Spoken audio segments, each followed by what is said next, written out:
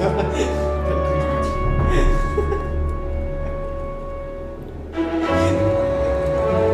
que me alegra.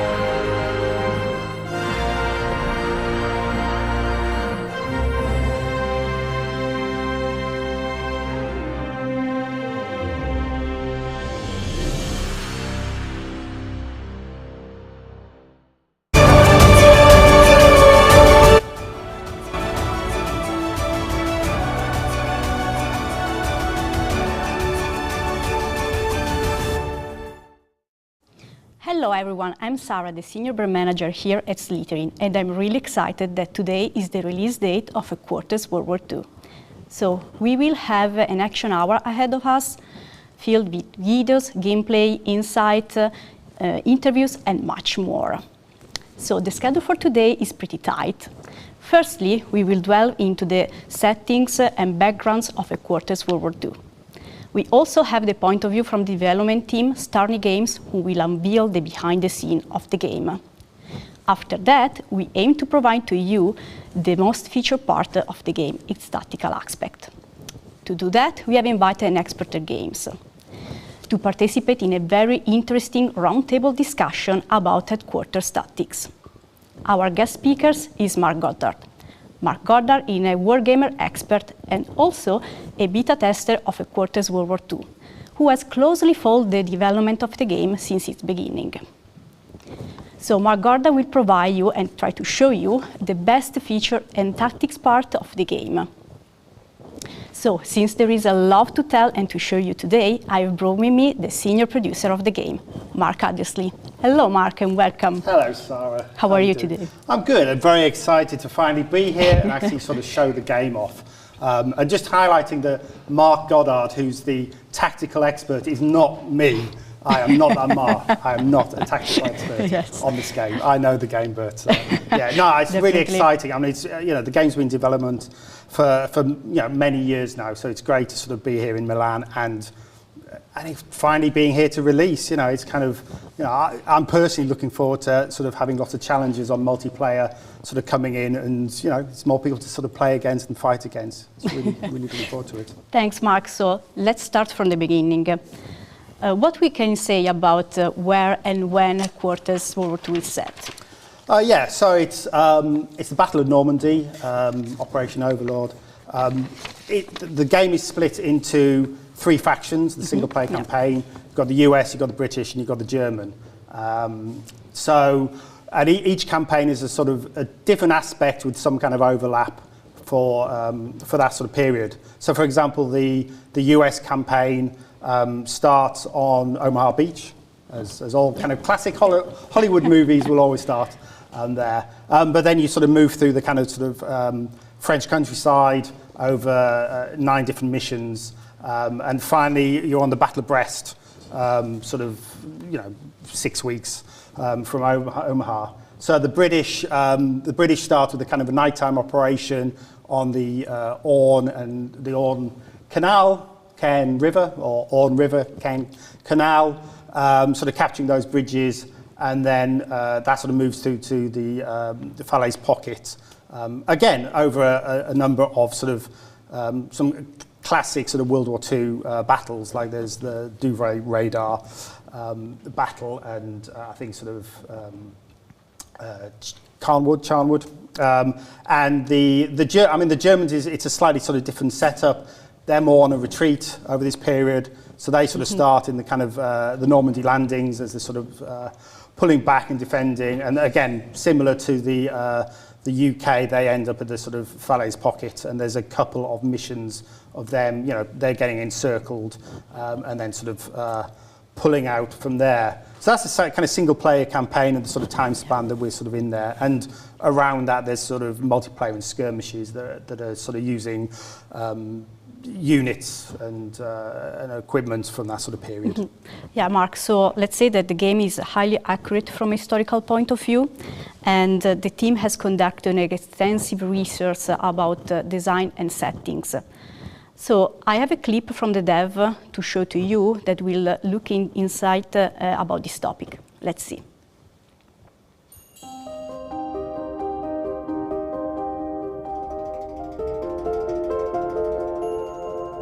Найбільше задоволення в праці мені приносять, звісно, реліз гри, причому не просто реліз, а обоснований реліз. Тобто, коли в нас гра така, яку я хотів би її бачити. Найбільше задоволення в роботі мені приносить результат. Я пишаюсь тим, що нам вдалося все-таки оптимізувати гру, так як у нас багато різних деталей, дуже наповнений світ, починаючи від великих кам'яних глиб, будинків, закінчуючи маленькими квіточками та грибочками. Однією з найскладніших задач для мене особисто було розробити унікальний інтерфейс для цієї гри. І я тоді була єдиною художницею в Старні, взагалі 2D-відділку. Тому це треба було якось самостійно вирішувати, і це було складно, але я дуже задоволена тим, що в мого відділку вдалося витримати більш-менш єдину стилістику всього проєкту. Під час розробки Headquarters моя команда займалася розробкою ігрових механік, інтегруванням її всередину гри та балансом гри. Однією з важких завдань було зробити лаконічний геймпад керування, але зрештою нам вдалося це зробити. Сподіваюся, що всім сподобається. The part of my work that I enjoy the most is creating something new, something that hasn't been there when we started working on the project. I'm really looking forward to the game's release and to seeing how players react to it and what are their thoughts about the game. So I'm really curious to see how that turns out, but really looking forward to it.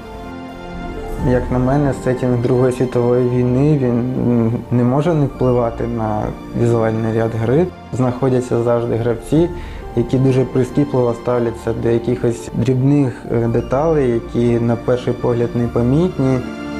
У нас взагалі є декілька дійсно історичних персон. Це наші герої, яких ми отримуємо за вдало виконані місії на окремих мапах. А також екіпажі техніки та піхота, їх портрети, деякі з них були взяті з історичних фото. При пошуці інформації для карти спочатку ми знаходили історичні довідники, далі ми знаходили знімки того часу або, мабуть, мапи, які залишилися. Відділ геймдизайнерів та арт-відділ старались брати референси саме реальних місць.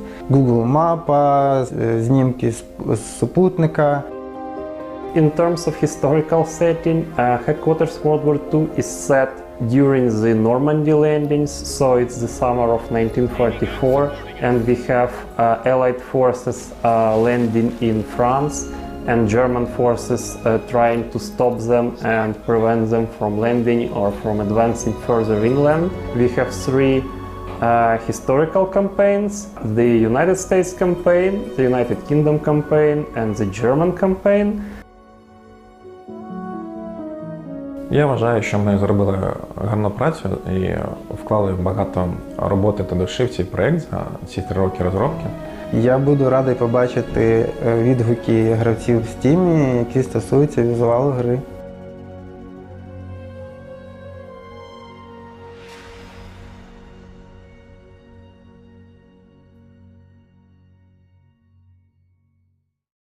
That's very interesting, and we would want to send a huge shout out to the entire team. But the game is not just history, it's also engaging gameplay. And so the game is easy to play, but hard to master approach, which means that players need to upgrade their units with unique traits and skills. We will see later on these skills later in the show, but Mark, could you please give us a sneaking peek about these skills? Yeah, sure. So, I mean, the skills and sort of traits are split between officer skills and unit skills. So the officer skills are kind of the umbrella over the entire army. And as you perform within the various campaigns, you get kind of new skill points. You can sort of buy new skills. So it'd be things like improving recon for infantry or increasing accuracy for armor. It's sort of split between armor, infantry, and artillery for the officer skills. And then you have every unit has a batch of abilities and skills as well. Yeah, skills are broken down into things like scouting. You know, a scout infantry squad will have the scout ability, but a Greyhound armored vehicle will also have a scout ability, which allows you to kind of use this sort of scouting tool to sort of detect infantry sort of hidden in sort of forests or buildings. So every vehicle is sort of every unit is sort of built up with these kind of this menu of different sort of abilities.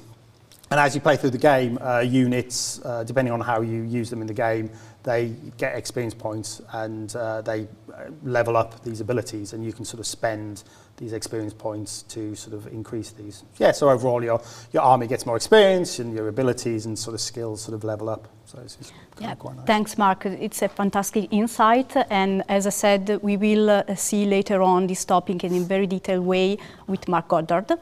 But Mark, the game also has a multiplayer and skirmish mode. What we can say about that?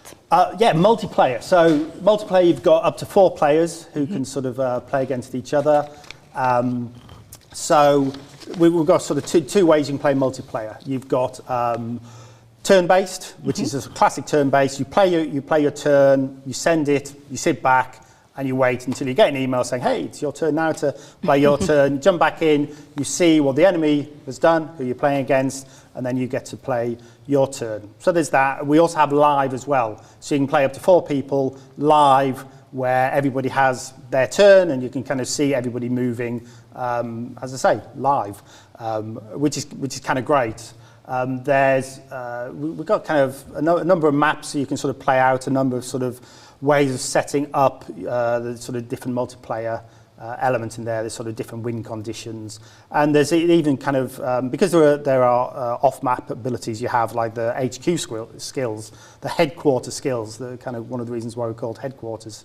So you can choose whether you've got kind of reinforcing troops on multiplayer games, or aerial bombardment, or aerial recon. So you've got a real kind of there's a good amount of setup that you can sort of customize. And alongside that, we have a map editor and a random map generator as well. So from a multiplayer point of view, it's great because there's a set amount of maps that are available, but there's an unlimited amount of maps that you can actually create, and it's automatically shared whenever you sort of play.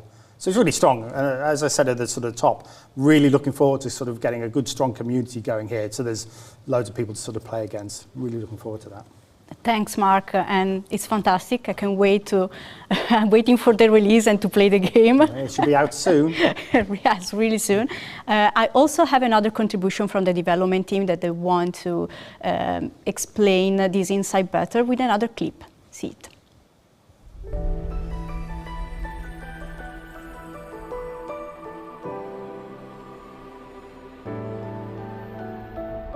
Тим, хто буде грати в Headquarters, хочу побажати успіху, тому що гра на перший погляд дуже проста. Клікнув на танчику, клікнув на вражому танчику і всіх вбив. Але в неї досить велика тактична глибина, тому ви повинні думати перед тим, як щось робити. Headquarters World War II is a turn-based strategy game with a focus on tactical level engagements. So we don't have some strategic level battles, we have some tactical level engagements. For example, capturing a village, taking some crossroads, capturing a railroad station. Однією з задач під час розробки інтерфейсу було зробити кожен елемент таким чином, щоб він чітко давав зрозуміти гравцеві, що саме до нього намагаються донести розробники гри. В нашій грі є багато елементів, які можна зруйнувати. Це починаючи від маленької якоїсь чашечки, закінчуючи будинком. Геймдизайнери потребували все більше і більше елементів. Арт-відділ, в частності я був проти цього. Мені казали, що вже там все таке громоздке, так багато цих елементів, що вже досить. За кожний елемент у нас там був такий файт. Коли ми працювали над дизайном юнітів, ми намагалися в першу чергу оперувати саме технічними даними. Це який калібр, яка швидкість пересування даних юнітів, склад команди. Члени екіпажу юнітів – це дуже цікава механіка відображення здоров'я юнітів. І коли помирає повністю весь склад, то сам юніт знищується. В грі у нас є механіка екіпажей. Вона з'явилась з того бачення, що, бачите, не танки вбивають інших людей, люди вбивають інших людей. Так, їм потрібен іноді танк, іноді там автомат чи ядерна боєголовка, але це роблять люди. Кожен член екіпажу, він відповідає за свою характеристику юніта. І якщо ви втрачаєте водія, то юніт перестає швидко їздити. Якщо ви втрачаєте лоудера, то у вас юніт менше робить пострілів. We have different types of units, so it's armored units, infantry, artillery. We also can call for aircraft support, but those are some HQ provided help of the map, so you don't actually command air units directly. На мапах присутньо дуже багато будівель та інвайрменту оточення, яке гравець може руйнувати. Це суттєво впливає на тактичний геймплей. Наприклад, будівля, яка спочатку перекриває поле зору, в ході бойових дій може бути зруйнована, вона вже не перекриває поле зору та дає менше захисту для юнітів, які знаходяться всередині. Також кожен танк, який присутній після своєї загибелі, він залишає вред, який треба розчистити і який заважає пересуванню ваших юнітів. It's fairly complex, and it represents three states of like spotting your enemy. So first, you don't see the enemy units, and they can hide in your plain sight. Second state, which is we call spotted, when you can see the enemy troops, but you cannot just pin down what exactly are those troops. And the third level is identified, when you know full information about that unit and when you know precisely what type of tank there is. Хочу побажати людям, які будуть грати в Headquarters, щоб гра надала саме ті емоції, яких вони очікують. Я бажаю всім гарно провести час, коли вони будуть грати в Headquarters.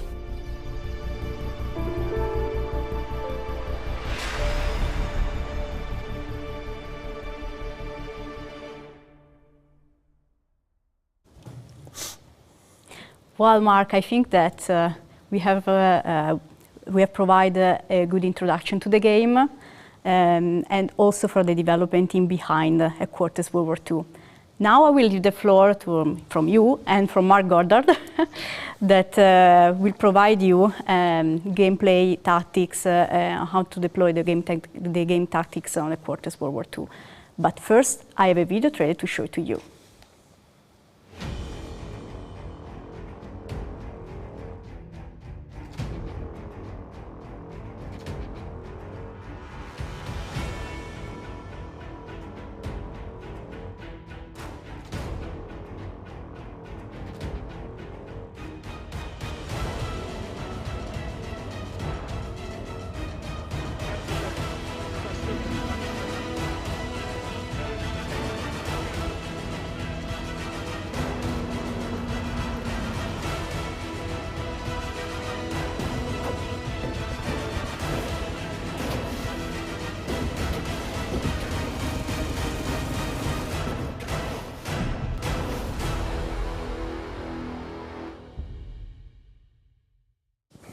Hey, so welcome back. So now it gets fun because we've got some Mark-on-Mark action here.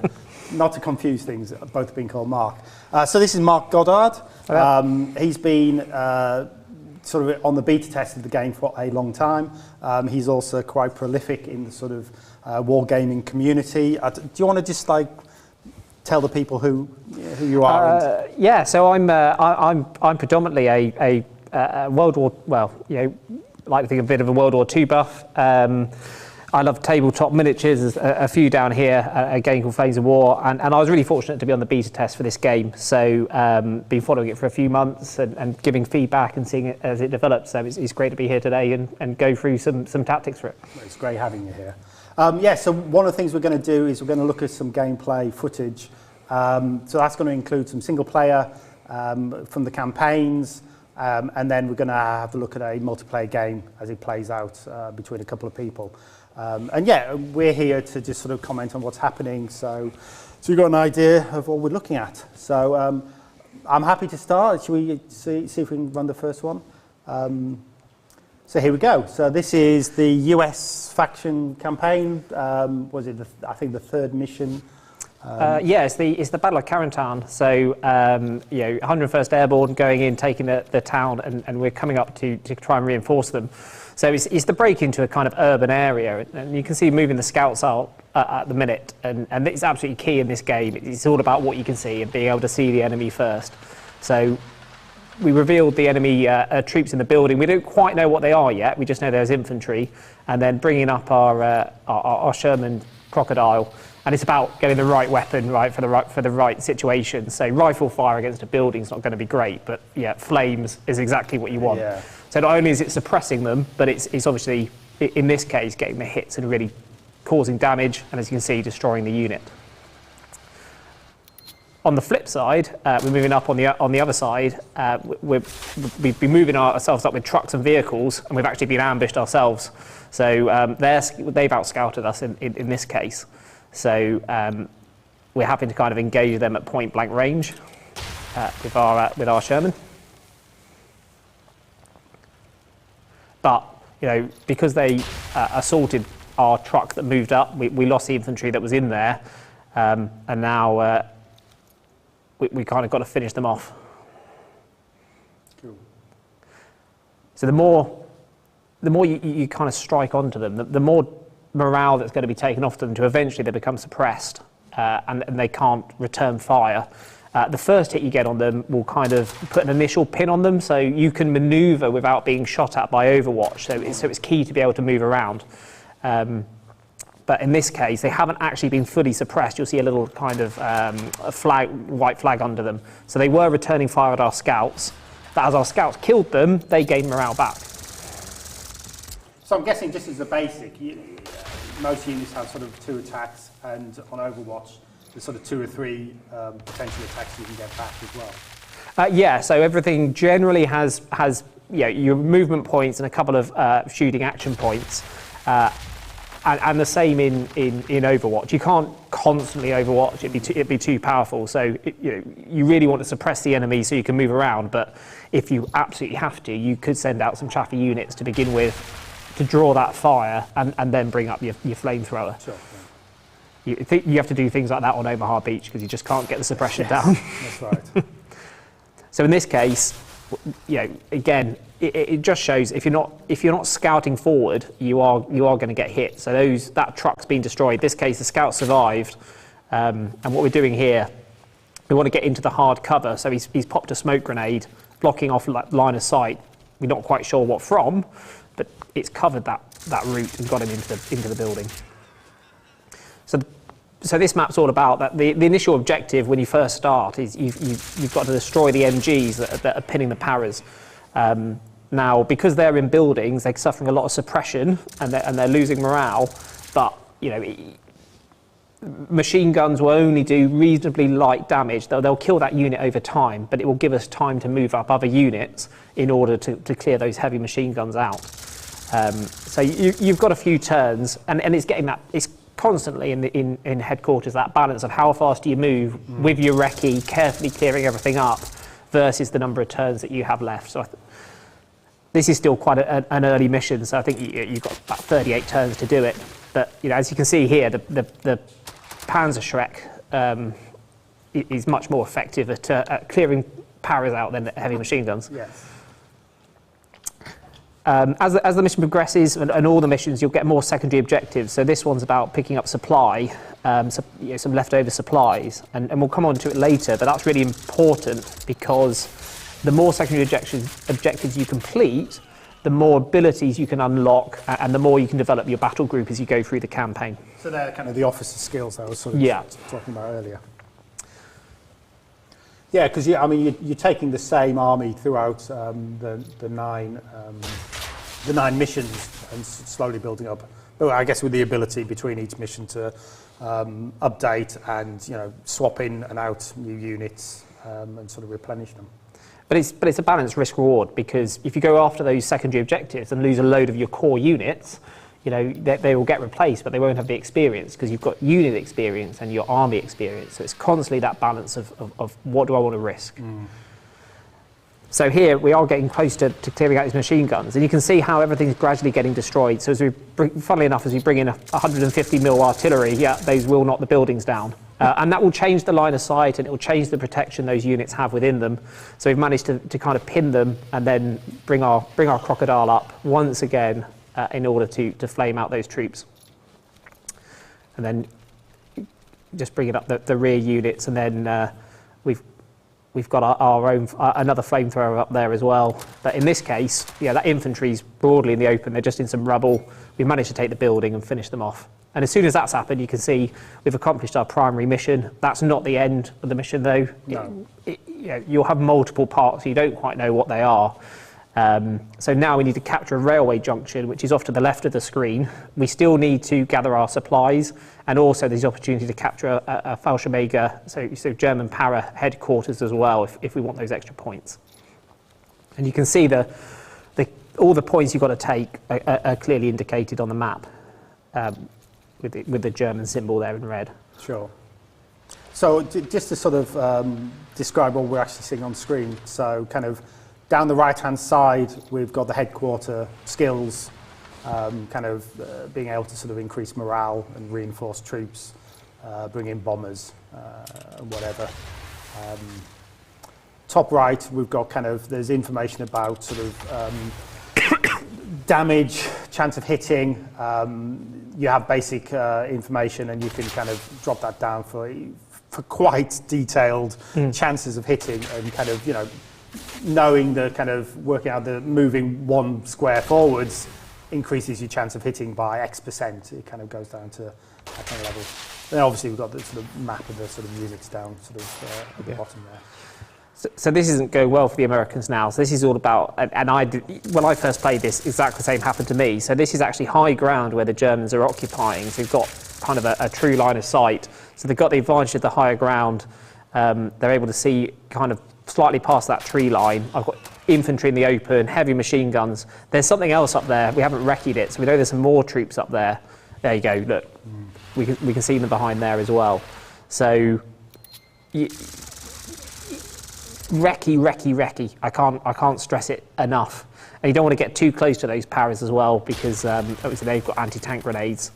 But again, once you've got that hit on them, it gives you that freedom of manoeuvre, that find, fix, flank, finish idea. So, suppress things, move around them, get the right unit up. And actually, you can see a little flag under those paras, German paras, so they are now fully suppressed. So they aren't able to fight with us unless they manage to unpin using one of their own abilities, which you can see on our right-hand side is the little guy with the bugle. So, but yeah, it takes, I think it's 4 turns to recharge, so you've got to use it really wisely. Yeah. Yeah, so I mean, your troops can lose morale, and then at that point you can't really use them at all, can you? Absolutely, and there's the same there, that the machine gun's been suppressed. Well, it's been destroyed now, but it's suppressed as well. So we're going to bring in some fighter bombers, and that's funnily enough, it routed them and destroyed them at the same time. So that's a bit of a bold move, moving a tank up on its own. If there had been infantry in that orchard, it really would have caused us a lot of damage. And then as we moved up there, he's been quite lucky as well. So German 88, really nasty anti-tank gun and AA gun, but you've only got a front arc to fire. So he's actually managed to come up behind him, and he's showing he's point blank range. So he's going to do 100% chance of hitting him, and he's going to do somewhere between 1 to 4 points of damage. So there's a good chance this second attack will take him out. And he's gone. Yeah. Because that would have, if we'd come around the other way, that would have really hurt. Right on the face. Now, as you move up, okay, while artillery in reality would have been able to cover all this space, for gameplay purposes, it does have a more limited range. And actually, it's really important to move your units up, keep those transports alive, because you can really rapidly reposition, but they're incredibly vulnerable, as you would imagine. So you've got to have that forward screen, and then you can rapidly move your infantry or your guns up afterwards. I'm interested, how long were you actually sort of in the beta test for with the game? So I think it was about, it must have been about 4 or 5 months. So it's really developed over time, and feedback and the way the Overwatch mechanics work. So it's been good fun, actually. Yeah. But yeah, this is what I was talking about earlier. If you don't know what's there, you can take a Panzerschreck to the face. But even though we can't see the enemy, we know we've been fired on, so we can call our artillery in. You can see the destruction of the building. You can still see the effect it's having on there. So although we can't see it, it will say if we've caused damage. Cool. So we're kind of pretty much taken this junction now. So I think as we move in there, we'll take that position. And you can see immediately we've got another primary objective, which is to repel the German counterattack. So coming in from that road. So, you know, it's moving between that attack and defence constantly throughout the mission. So we've got our own armoured column coming up, and it's now going to be important for us to have that high ground, get the Shermans covering over those fields, and then gradually killing the Germans as they come up the road. Unfortunately, they've caught our Paras out in the open, and now we're getting overwatched. So that's, funny enough, a really bad position to be in the open with infantry running in front of some sort of armoured vehicle. We're not sure what at the moment. So I guess if we're not sure, we show a sort of generic armour model, sort of in red, and when we actually get to see it, it's updated with. Yeah, and you can see as he's come closer, then we can realise it's a Panzer tank. But it could have been a half track, it could have been an AA gun, we just don't know until we get the correct eyes on it. Which, you can take a stab at it, but either you might be doing overkill, you might be putting your really great anti-tank gun against a half track, or vice versa, just, you know, shooting something you're never going to penetrate. So in their turn, yeah, they're moving up, we've kind of got them boxed in, and then, yeah, they're going to advance their Paras up the road, and our sneaky beaky sniper has managed to pick them off. But the poor Paras are still taking a bit of a pounding. So again, our 155 artillery, open top vehicle, so they do quite well against that. But if that was a fully armoured, you know, a Tiger tank, Panzer IV, yeah, you can suppress them, you can cause some damage to them, but it won't be as deadly as you know, trying to take on a half track. Sure. And where are we? We've killed 5 or 6 units there. So there's something hiding at the back somewhere. So it's showing us we're about to be ambushed. So let's see what it is. Yeah, so it's some sort of machine gun. So probably a half track. So we don't quite know what it is, but we know that we killed it. And judging how quickly it died, I suspect it was a half track. Yes. And that's the end of the mission. Oh, cool.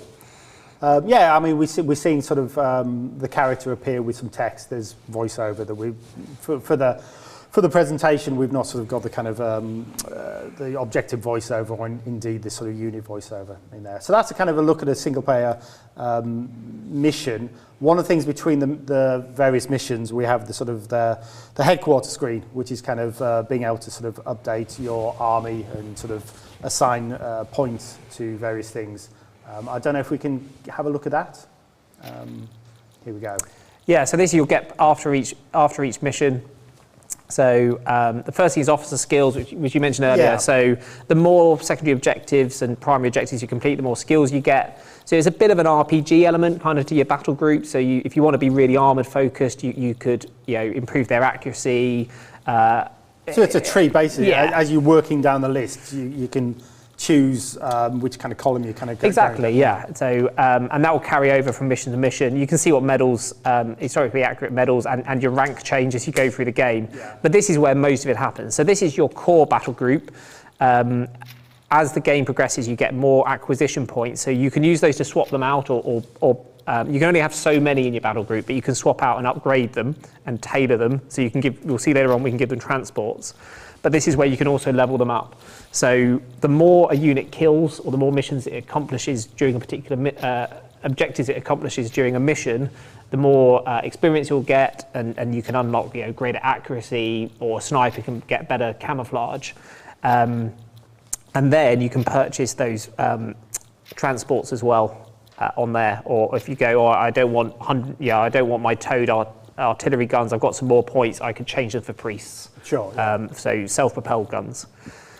And here we go. Oh, so there was a hero that we just assigned there, I think. Yeah, so as you go through, you'll get heroes as well. So I think that was Dick Winters from the 101st Airborne. So they can be assigned to certain units. So you can assign them to an infantry unit, and he basically provides all sorts of buffs, Yeah. but for that unit only. And so once you're ready, you can then move on to this is the Battle of Cherbourg, so you'll then get your briefing and go into the next mission. Yeah.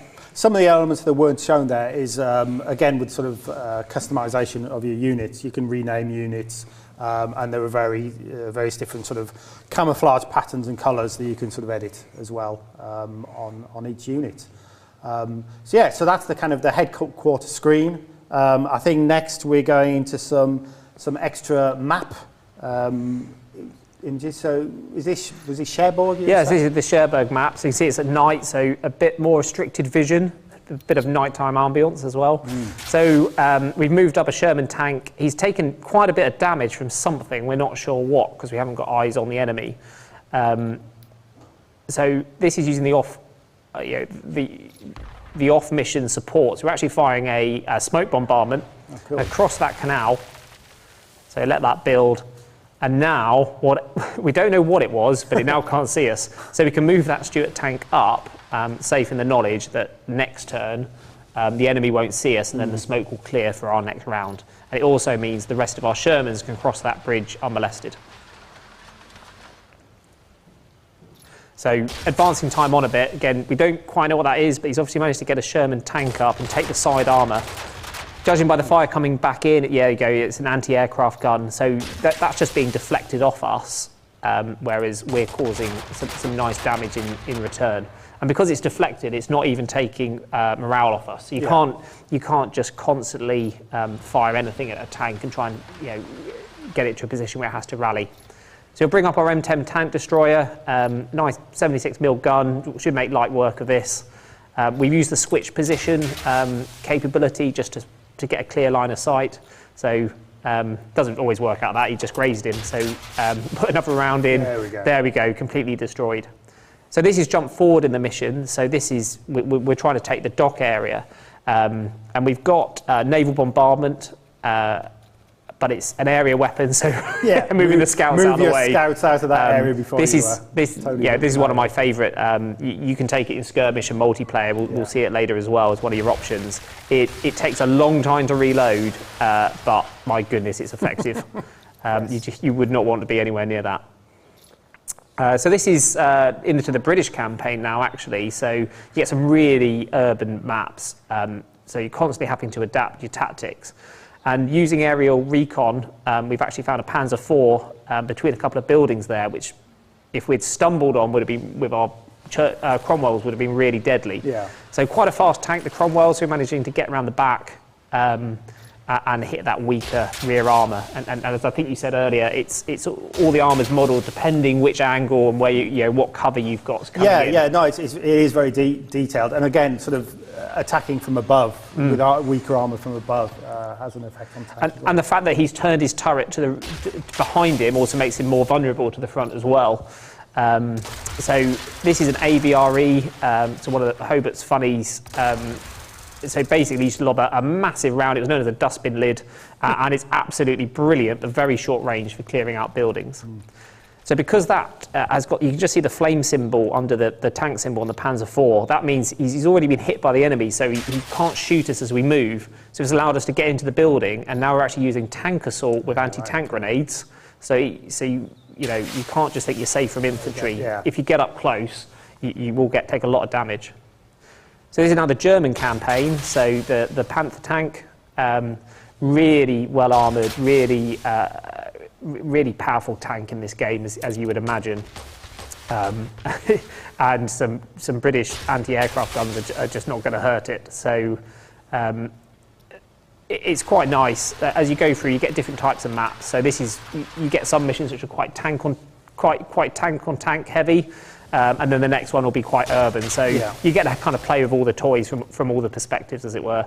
I'm not sure I'd want to be too near that 17-pounder. I think he's just out of line of sight of it. So here you've got that really close-up French, narrow pathways through the woods. So we're moving scouts up. They're not the best at killing. They have, it's not like a full rifle platoon or kind of rifle fire team, but they can do quite a bit of damage to infantry in the open if they're caught there. But we've only got some Panzerfaust there in reply, and they've got a couple of tanks.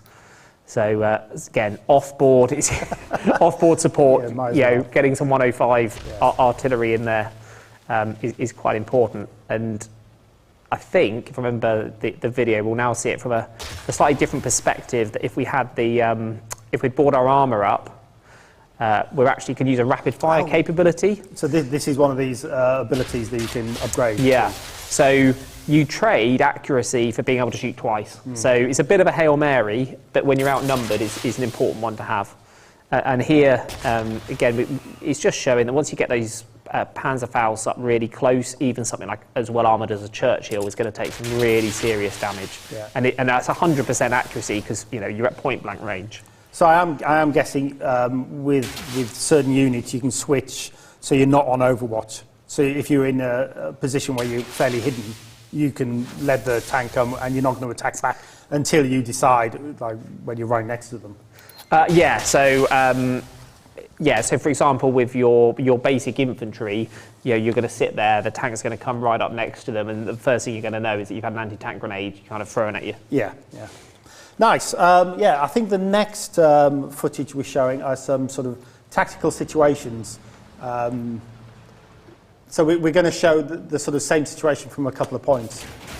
Yeah, so this is what we call a poor tactical situation. So sending a Firefly tank straight up the road. That's what I was talking about earlier. So that's not a Panzerfaust or anything. That's just basic infantry. Yeah. Caught in because your optics of your tank's poor. What he should have done was move the scouts out. He's managed to get some hits on him. He's actually going to call some air support in, put a bit of a bombing run on, see what happens there. So he's taken a couple of hits. Now means we can move up without being hit by that vehicle, but it also means that the scouts can just assault. So when you're next to them, you can actually use an assault function. You will take some hits, but if you kill them, you take their position as well. Sure. And now the road's open to bring that Firefly up. I just want to highlight that the when you see the time rewind, that is not an option of the game. Yeah. That is clever editing by the lovely people. But you can save at any point, which I frequently do. Yes. So this is the Omaha map, and obviously just a tiny part of it, but you've got enemy, really great cover in the trench line. You're in the open. It's, as I said earlier, it's right tool for the right job. So you really don't want rifles against trench lines, so you're taking quite a bit of damage, you're trading fire, so I think when we rewind in a second, we'll see a much more capable unit come up, so they're coming back to life. See, I feel as though I need to go yeah. like crappy I'm thinking of that Red Dwarf backwards episode, yes. if anyone remembers that. Yes. So this time, they've got the hits onto them, so you can see the symbol, which allows you to move up, and now we've got the flamethrower troops. Which you can see is a bit of a recurring theme. If you can get those flamers infantry, they are brilliant. But they're very vulnerable, and they obviously have an incredibly short range as well. I think I sort of said to you earlier, the flamers are one of those squads because the game is looking very nice, the graphics look very nice. It's aiming, getting closer to realism. I often feel guilty using the flamers on enemy troops just because there's something icky about it. A bit too realistic. So obviously the natural thing here would be he's bringing in his fighter bomber, but we've got German anti-aircraft guns there, which have shot them down. So when we therefore engage the tank, he gets fire in return, has taken us out. Yeah. So it feels a bit counterproductive, but the correct thing to do here is to actually use the tank destroyer to get a single hit on the AA gun. Yeah. Doesn't need to kill it. He can't really do much in reply, but now he can't fire in Overwatch. So let's see what happens this time. Goes in, 4 critical, so he's only got a little bit of health left, and of course that nice 76mm gun, point blank range, boom. And that, and now you're reasonably safe against that AA gun. So beware junctions is the first moral of this one. So Pack 40 covering the road, taking our transport out. It's just a flimsy vehicle. Yeah. What we could have done is a very vulnerable area, so we can bring in our recon. We would have seen that there's an anti-tank gun covering that road. move up just enough to not be seen, and then disembark. And once we've got that, we can do several things. We could engage and actually shoot that anti-tank gun, but we'll take fire in return because they're not suppressed. But in this case, we're chucking that smoke grenade, and as it's only 1 square wide, that will actually cover that whole junction. So we can obviously get the now empty transport up there as well. And it also means we can bring up our other transport, which has everybody's favourite flamethrower in. Here we go. And you can, if you, all your movements based, obviously, as you'd imagine, what tile you're on. So wheeled vehicles on a road can move across these maps really rapidly. But if you start putting them, across a ploughed field, you're not going to go very far. Yeah. Whereas a tank will kind of be in between on all of them. So yes, quite considerable damage there. There you go. I think, finished him off. It does make me laugh. The first thing they say is demoralised, but they're actually destroyed. It is demoralising. So again, high ground, heavy machine gun versus infantry, not a great situation. And those symbols are kind of showing that every time you move, you're going to get overwatched. So it makes it clear where you can go that's in line of sight of that enemy. So not a great idea. So we'll rewind, and this time we'll use some indirect fire. So we've got those 82mm mortars. So we're just going to fire over the tree line. Even if it was just one hit, it gives that initial suppression, and it allows us to advance up that hill unmolested. You can see the destruction of the terrain. So in this case, actually, they've lost the protection and that cover as that's been destroyed. So we can move up into assault range. And you can see that fist symbol. And we'll get into a firefight. So, because they're taking so much suppression, they didn't actually kill any of us, and we managed to kill them, and importantly, take that position at the same time. Mm. I think one of the things that those clips show, especially with your excellent description of that, is when we sort of first announced the game, we were sort of saying, headquarters, easy to pick up and play, but hard to master. I think the amount of tactics that you're sort of showing there, there are things that I've been playing for many months now. There are things there that it's like, well, I wouldn't have played like that, and I'd have been worse off for it. And so there's a lot of layers of tactics that you can sort of layer into this, which is quite nice. The final clip that we're going to be showing is some multiplayer. So what we have here is it's our sort of turn-based multiplayer. This is sort of setting up at the moment. It's between 2 players. I don't know if you can pause this screen just slightly, guys, just to sort of give an idea of you can set up HQ skills down at the bottom. So they're kind of things like reinforcement and sort of morale and air recon and sort of various barrages you can bring in, but just it gives people just a chance to sort of look at the options you can have there, and the sort of the victory conditions that can be added in there as well. It gives a lot of control when you set up sort of multiplayer games, and when you play skirmish as well, it's sort of a similar setup as well. And the maps that you would see on the left, they would also include any maps that you've created, either sort of randomly generated yourself or in the editor. So I guess this is the deployment phase that we're in at the moment. Yeah, so turn 1 is as you say, it's that deployment phase. So the first thing you're going to do is work out from your initial points. So you've got to start with, in this game, 2,000, what forces you're going to bring in. You can assign transports to them. Yeah. So the Brits here, really capable infantry with the commandos, and then going for the 25-pounder and an anti-tank gun as well.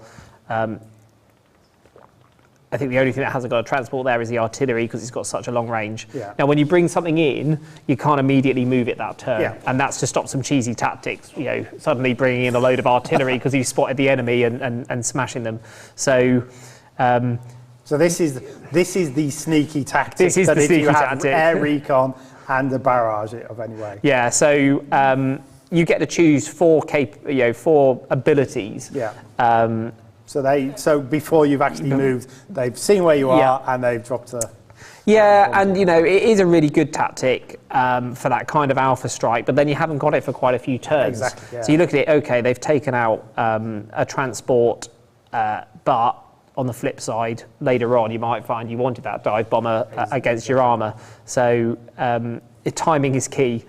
But the Germans here, so what are they going for? Yeah, some recce vehicles. Oh no, you're not going for the recce vehicles. So we've got Panzer Grenadiers, light transport, so nice and cheap. But you know, as you saw in the single player, infantry, unless it's caught in the open, is quite survivable and very capable. And those vehicles, you know, can move really quickly as well. Yeah, I was saying about the transporters. I was playing with. It was actually one of the streamers that we use, Richard York, a few nights ago, and I was playing a live game with him, a multiplayer, and he said something along the lines of, "Oh, I don't need transporters. They're not much use." And I'd seen the development team using transporters on multiplayer, so I was kind of quietly giggling away there. You know, I had transporters. I managed to outflank him very quickly. He realised the errors of his ways. Transporters for this, you can move about quite quickly with those. So it's funny, one of the first builds of the test I got, I didn't use transporters much. I was like, yeah, run around, and then as I kind of learned, I realised, oh well, actually I can load it, I can move, load in, drive, and actually unload. Yeah, and you can reposition really rapidly. Yeah, you can. Yes, yeah. So on each one of the missions, you've got, you know, different wind conditions. So each one of the rounds, you've got different wind conditions. So you never quite know what your opponent's going for. So are they just going to go for brute force to try and kill you? Are they just going to go for accumulation of victory points from various conditions? Or are they going to try and take your backline headquarters? So if they hold their own and take your position, starting position, then they can win that way. Yeah. So there's quite a lot to think about, but you can also set those conditions as well. So if you don't want people to be able to just get your back line to win, then you can not have that option. Yeah. But in this case, you know, he's playing for the positions, so quickly sending the transports off, and kind of down on this side where he's waiting his attack to is a very big chateau, which usually becomes a focal point on this map for quite a bit of contact, and then moving up the centre as well. Sort of size-wise, I think this is, we have sort of three sizes of maps, where, you know, if you want a very quick little multiplayer or skirmish, just going in a small map will get you kind of in sort of close combat quite quickly. And some of the bigger maps, especially when you've got 4 players playing, can lead to longer games if you so wish.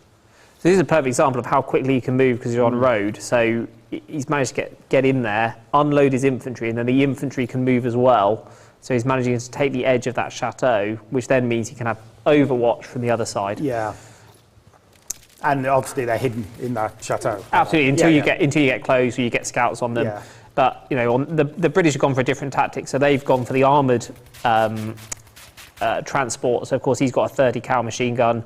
So he's managing to actually get some fire onto that infantry and then hit the 17 pounder. And while the 17 pounder isn't as good against infantry because it didn't have such a great HE shell, which is modelled in this game, when you catch infantry in the open, it doesn't matter really what you're hitting them with, they are going to take damage and it is going to hurt. So you really got to be careful and use cover effectively. Yeah. Which, talking of which, so we're coming up this road now, so the Battle of the Chateau is probably going to begin. So do you think they didn't take that point because they wanted to lull the other side towards this point whilst they've got a unit in that chateau? Well, quite possibly. Obviously, gives yourself away if you take that position. Yeah. Because there's a lot of second guessing where the enemy is, particularly until you can get that recce screen up. You know there's going to be some people in that chateau, but you've got no idea. Is it flamethrowers who are going to shoot me as I come in? Is it is it heavy machine guns? So he's gradually clearing the rooms out to eventually, because it's a building and internal to a building, you can only see one square. So he is getting ambushed. Yeah. Yeah, it's a good indication there of the different sort of sizes But of now buildings. he's got and now the Germans have got the position and they're reinforcing into that building. But that's the second round of Overwatch. In fact, no, sorry, that's the infantry on the road have now seen them through the windows. So if he moves up there, he'll take fire. But he's reasonably protected. So again, risk reward, because you're in a building, it's going to be more of a morale issue rather than serious damage. So on the flip side, he's going to start putting some fire down on the British. Yep, taking a graze in reply. But this time he's going for the assault, so that you can see the fist symbol. So it's pretty vicious. You're going to get hit, but gosh, it's 7 damage. So I mean, that will kill anything. So and then he's taken that position as well. So the Battle of the Chateau is so far, I think, gone to the German side. Yeah. Yeah, we're just saying the chateau is that point of back and forth quite a bit on this map in sort of multiplayer and skirmish. And that position there is, because of the line of sight in the game, that's quite a high position. So that dominates the centre area. So he's managed to push up, take the other control point as well. So I think, so he'll be getting more victory points off that. Yeah. And then also that's an open top vehicle, so boom, even a 30 cal is going to take that out. Yeah. But the Brits deployed their 25 pounder in turn 1, and they've got 2 of them now, so they're going to start destroying some historic landmarks.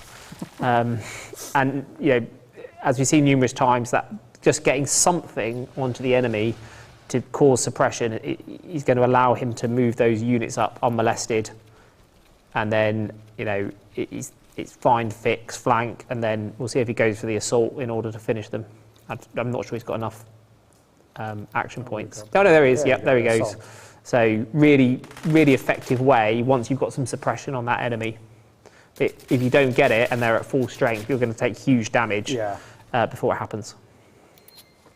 But there's another one, so he's walked straight into it, been overwatched, and now, probably hasn't got the strength to do a second assault there. Yeah, I guess one of the things we're not seeing with the way it's edited is between each round, each turn, you would be seeing what the enemy has just done if this is a turn-by-turn game.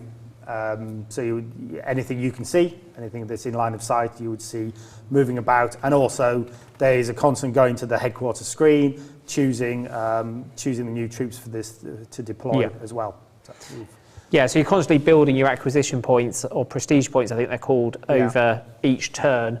And that exponentially grows. So you can't, on turn 2 bring in a Churchill Crocodile, but you'd have enough points by turn 4 that you'll start getting more, so you can bring that heavier armour in. It's the tactic. You can constantly keep deploying cheaper infantry troops, but if you do want that bigger tank, you have to hold off on deploying anything for. And it's all. I mean, it's not phases, because you can bring anything in at any point if you've got it, but you'll very much see that kind of infantry, a bit of artillery early on, maybe some recce, and then a few turns in, you'll start seeing the armour come in as you get those extra points, which means every unit's got a place, which is quite nice as well. But before the end game, when you're really getting the big toys like the Tigers out. Yeah, I've found on multiplayer, it isn't just a case of tank on tank. You would think, I'll just get the most powerful things in.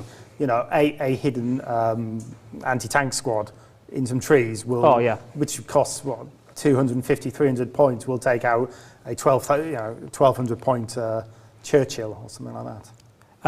And that's because you can't just sit there.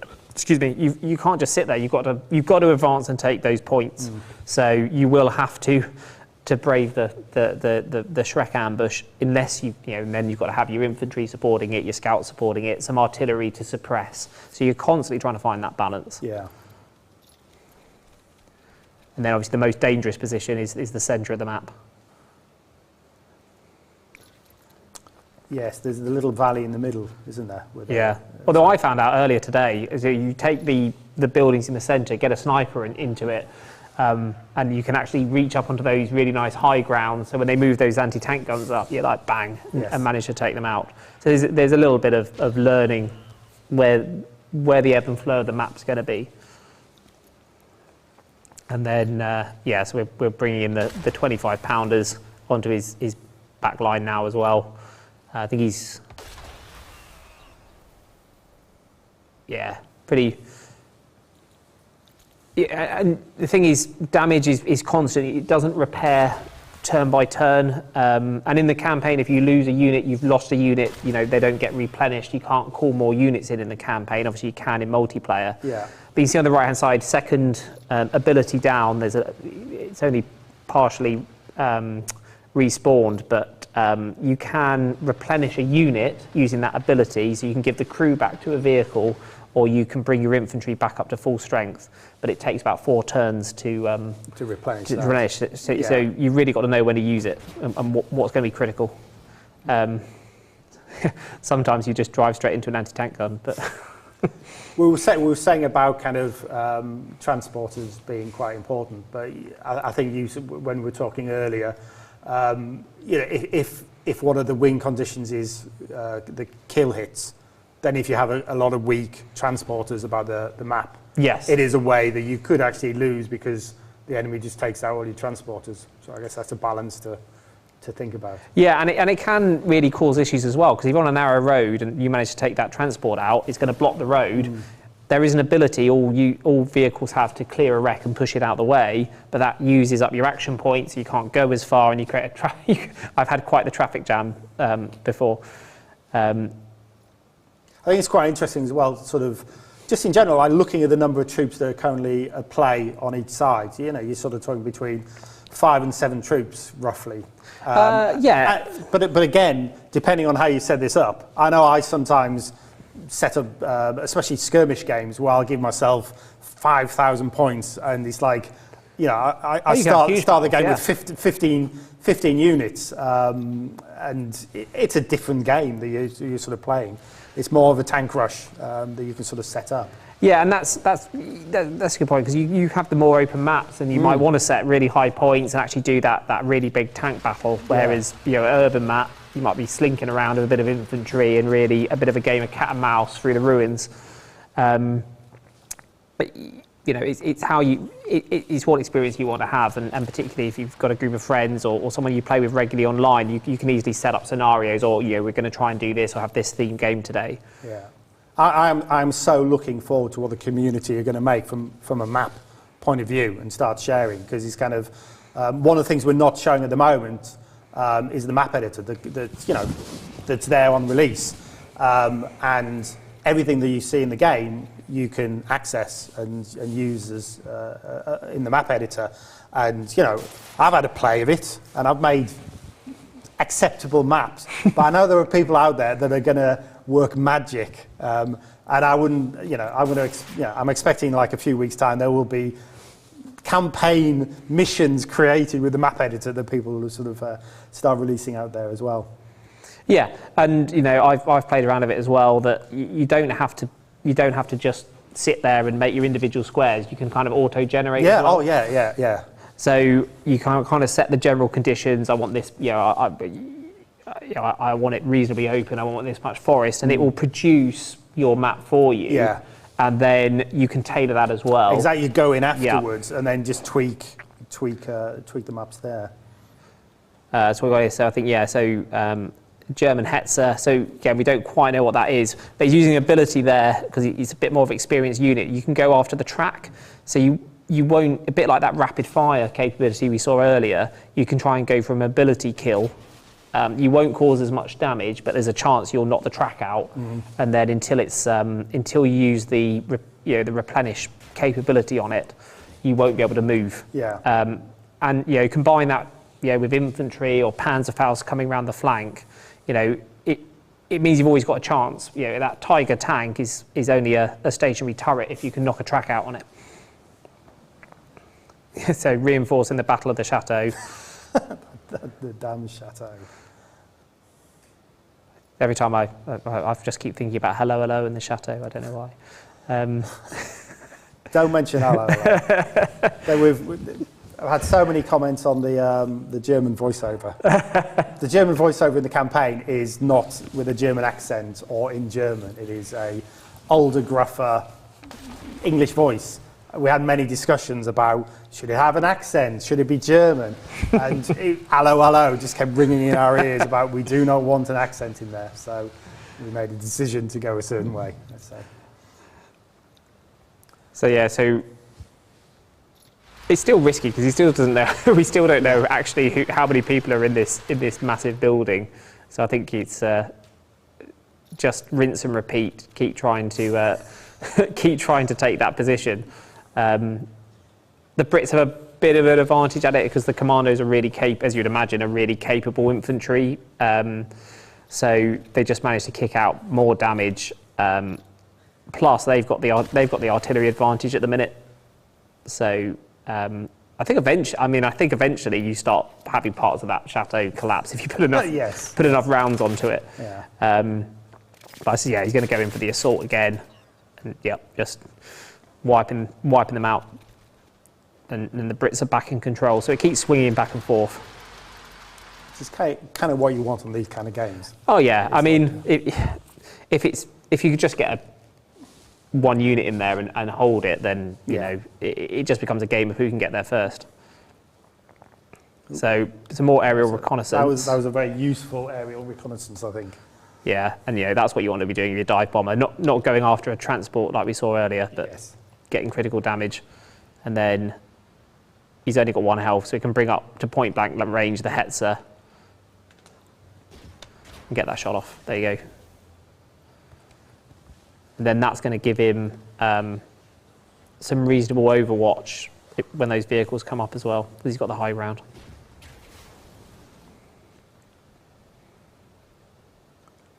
And then I found in multiplayer, you often get a lot of back and forth on those 2 hills on the left-hand side of the map, sort of. Yeah. That we've got there, where it'll be, snipers on one, and enemy comes up, bang, take it out, but then somebody will take you out, and it's, again, a lot of back and forth, which is quite nice. I mean, yeah, snipers are, as you'd imagine, they're vulnerable. Yeah. But yeah, get them into a building and cover those key areas. Unless you're coming in with armor, they are going to really hurt. Yeah. Plus, they're quite.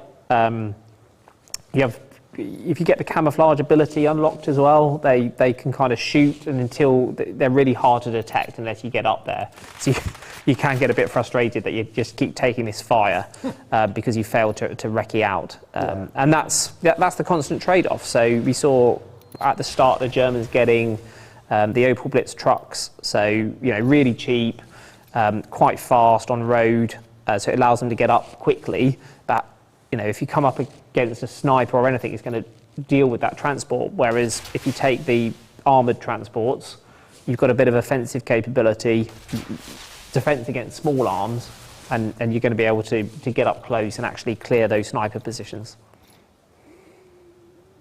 I don't know if we sort of touched on it. I mean, the snipers, you've got two men in a sniper unit. You've got 3 men in a flame squad. Yep. And just sort of highlighting the sort of, they're not exactly hit points, but to some extent they are hit points. You do 2 damage on a sniper unit, It's gone. You do,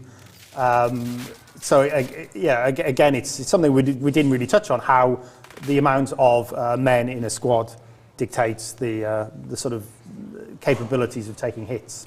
Yeah, and as you take hits, you become less capable as well, because for example, here, as you lose commandos, you haven't got the same firepower, or you haven't got the same overwatch. So even if you can't kill the enemy, you're whittling them down and taking less damage in the next turn. And it's really important with the vehicles as well, because you might not have destroyed that Tiger tank, but you might have killed the gunner. Yeah. Or the loader, and actually it's reduced from rate of fire 2 to rate of fire 1, so you've halved its effectiveness. Yeah.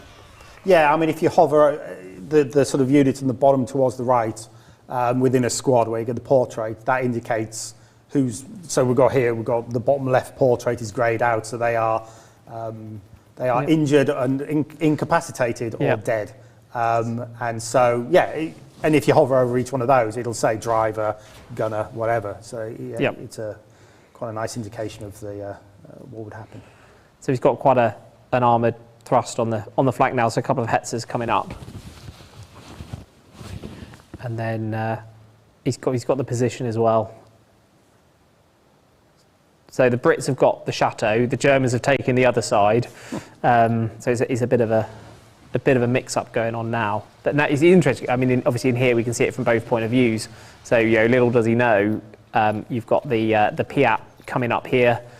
While in history was a bit of a terrible weapon because you had to kind of lob the shell rather than direct fire of a bazooka, is going to cause a lot of damage against the Hetzer there. Right, yeah, so that cheap unit, because he overextended and didn't know what was in that building, could get him. But had he had an armoured transport next to him, it would have kicked off machine gun shots as that moved up. Yeah. No, I'm really looking forward. The game's probably, if not close to or released at the moment, I'm really looking forward to having, building the community on multiplayer for this. It's like sort of getting a lot of games going. Really exciting. I think. Oh no, he's going round. I thought he was running away for a second. Oh no, he is running away. Tactically repositioning. I think he's realised he doesn't want to be in the centre and near that Piat team. But he's playing the mission. He's going after the objective. And once again, it was probably worth it for him to run that infantry out, take that position. That ultimately it's about getting points.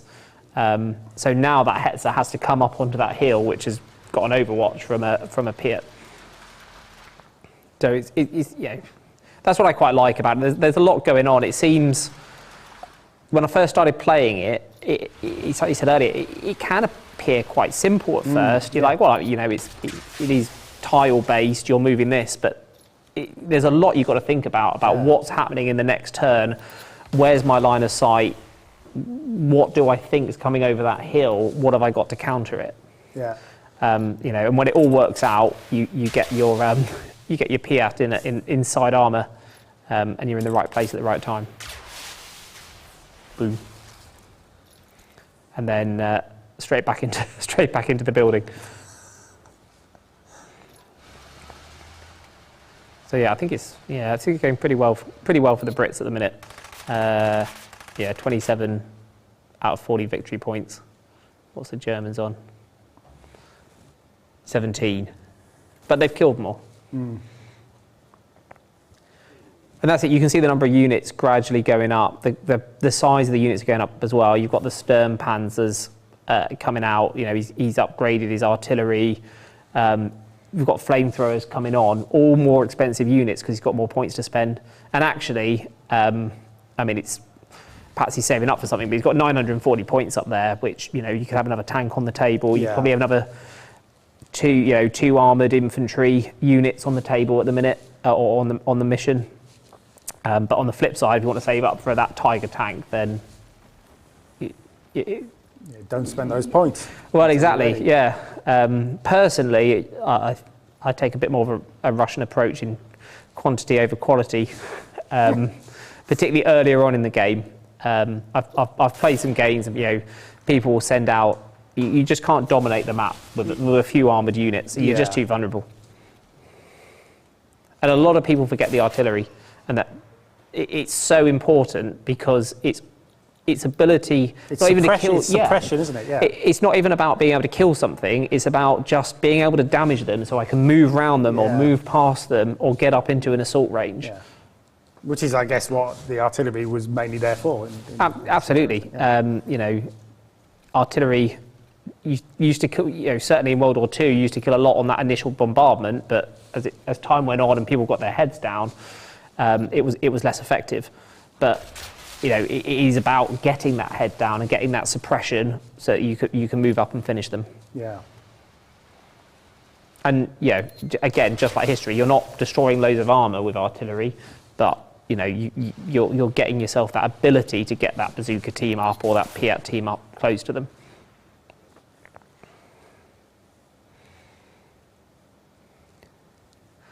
Some of the other bits that we're sort of seeing there, in the top centre, we have sort of detail about the tile, the terrain tile you're hovering over, and there's a lovely new feature that the team put in just a couple of weeks ago, where pressing Y does a little drop-down graphic of the tile from above, and then gives information about camouflage, movement points. You know, if there's a wall on the right-hand side, it'll put an image of a wall and say what kind of camouflage and defensive percentage modifiers sort of come from there. So there's a real kind of, you can really sort of spend your time and work out the best sort of placement and sort of movement as you kind of go around.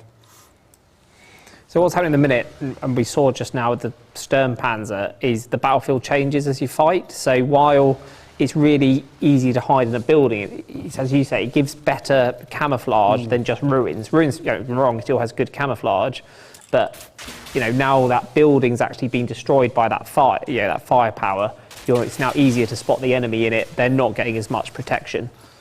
But if you take a pee up your backside, it still hurts. Yes, yes.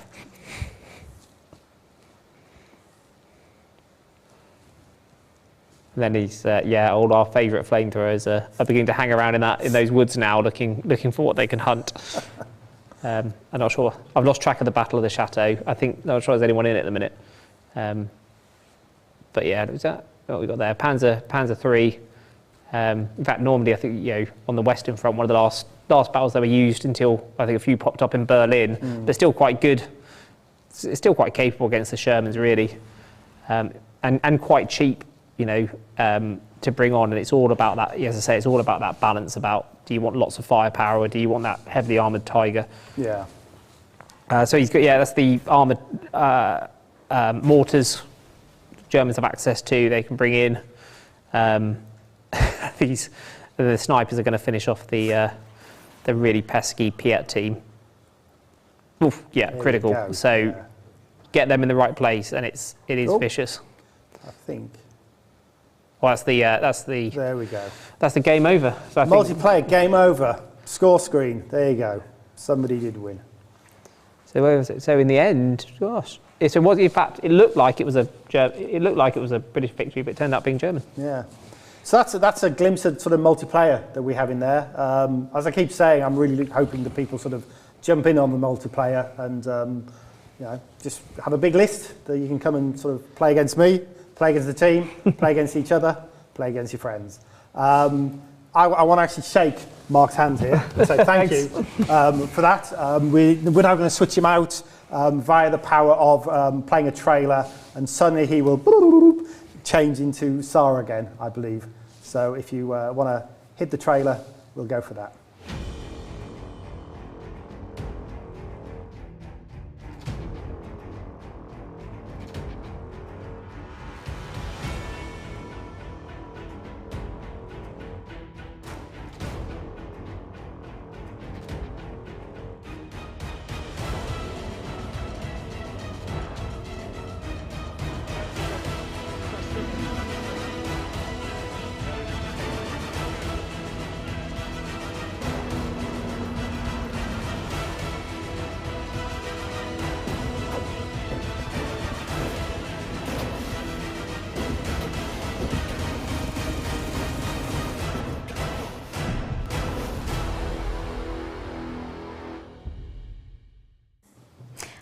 Hello, back again here. Hey. So thank you for Mark Gordon, and thank you for Mark, actually, for these really interesting discussion points. And it was really, really good. And the surprise are not finished here. So Headquarters World War II is now available for purchase. Yay! Go for it. Go for it. There is also a special discount launch. It will be last 7 days, so hurry up and get your copy today.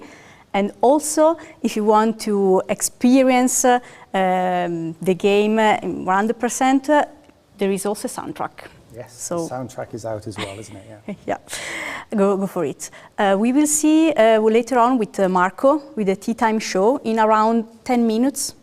Yeah, more or less. And there is also another surprise for you. Marco and me, actually, we will interview Alexander from Starny Games.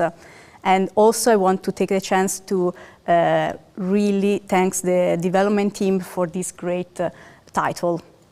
So that's it for all, See you in 10 minutes. Bye. Bye, everybody. Thank you.